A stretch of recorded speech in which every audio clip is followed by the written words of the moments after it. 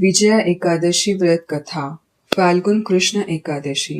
धर्मराज युधिष्ठिर बोले, हे जनार्दन, फाल्गुन मास के कृष्ण पक्ष की एकादशी का क्या नाम है तथा उसकी विधि क्या है? कृपा करके आप मुझे बताइए। श्री भगवान बोले, हे राजन, फाल्गुन मास के कृष्ण पक्ष की एकादशी का नाम विजया एकादशी है। इसके व्रत के प्रभाव से मनुष्य को विजय प्राप्त होती है। यह सब व्रतों से उत्तम व्रत है। इस विजया एकादशी के महात्म्य के श्रवण व पठन से समस्त पाप नाश को प्राप्त हो जाते हैं। एक समय देवऋषि नारद जी ने जगत पिता ब्रह्मा जी से कहा, महाराज, आप मुझसे फाल्गुन मास के कृष्ण पक्ष की एकादशी विधान कहिए। ब्रह्मा जी कहने लगे कि हे नारद, विजया एकादशी का व्रत पुराने तथा नए पापों को नाश करने वाला है। इस विजया एकादशी की विधि मैंने आज तक किसी से भी नहीं कही।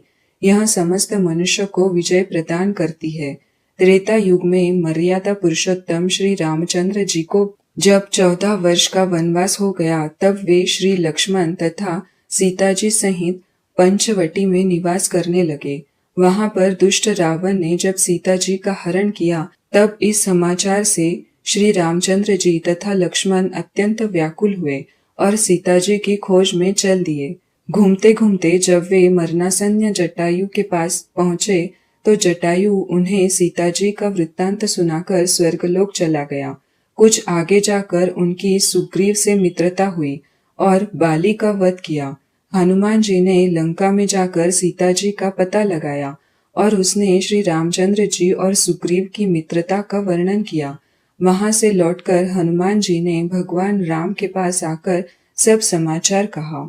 श्री रामचंद्र जी ने वानर सेना सहित सुग्रीव की संपत्ति से लंका को प्रस्थान किया। जब श्री रामचंद्र जी समुद्र के किनारे पहुंचे, तब उन्होंने मगरमच्छ आदि से युक्त उस अगाध समुद्र को देखकर लक्ष्मण जी से कहा कि इस समुद्र को हम किस प्रकार से पार करेंगे? श्री लक्ष्मण ने कहा कि हे पुराण पुरुषोत्तम, आप आदि पुरुष है, सब कुछ जानते हैं। यहाँ से आधा योजन दूर पर कुमारी द्वीप में वकदालभ्य नाम के मुनि रहते हैं। उन्होंने अनेक ब्रह्मा देखे हैं। आप उनके पास जाकर इसका उपाय पूछिए। लक्ष्मण जी के इस प्रकार के वचन सुनकर श्री रामचंद्र जी वकदालभ्य ऋषि के पास गए और उनको प्रणाम करके बैठ गए। मुनि ने भी उनको मनुष्य रूप में धारण किए हुए पुराण पुरुषोत्तम समझकर उनसे पूछा कि हे राम, आपका आना कैसे हुआ? रामचंद्र जी कहने लगे कि हे ऋषि, मैं अपनी सेना सहित यहाँ आया हूँ और राक्षसों को जीतने के लिए लंका जा रहा हूँ। आप कृपा करके समुद्र पार करने का कोई उपाय बताइए। मैं इसी कारण आपके पास आया हूँ। वकदालभ्य ऋषि बोले कि हे राम, फाल्गुन मास के कृष्ण पक्ष की एकादशी का उत्तम व्रत करने से निश्चय ही आपकी विजय होगी। साथ ही आप समुद्र भी अवश्य पार कर लेंगे। इस व्रत की विधि यह है कि दशमी के दिन स्वर्ण, चांदी, तांबा या मिट्टी का एक घड़ा बनाइए। उस घड़े को जल से भरकर तथा 5 पल्लव रख वेदिका पर स्थापित करें।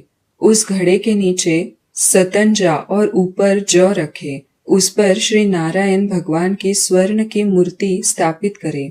एकादशी के दिन स्नानादि से निवृत्त होकर धूप, दीप, नैवेद्य, नारियल आदि से भगवान की पूजा करें। तत्पश्चात घड़े के सामने बैठकर दिन व्यतीत करें और रात्रि को भी उसी प्रकार बैठे रहकर जागरण करें। द्वादशी के दिन नित्य नियम से निवृत्त होकर उस घड़े को ब्राह्मण को दे दे। हे राम, यदि तुम भी इस व्रत को सेनापतियों सहित करोगे तो तुम्हारी विजय अवश्य होगी। श्री राम जी ने ऋषि के कथानुसार इस व्रत को किया और इसके प्रभाव से दैत्यों पर विजय पाई। अंततः हे राजन, जो कोई मनुष्य विधि पूर्वक इस व्रत को करेगा, दोनों लोकों में उसकी अवश्य विजय होगी। श्री ब्रह्मा जी ने नारद जी से कहा था कि हे पुत्र, जो कोई इस व्रत के महात्म्य को पढ़ता या सुनता है, उसको वाजपेय यज्ञ का फल प्राप्त होता है। इति श्री विजया एकादशी व्रत कथा श्री कृष्ण चरणार्पणम वस्तु।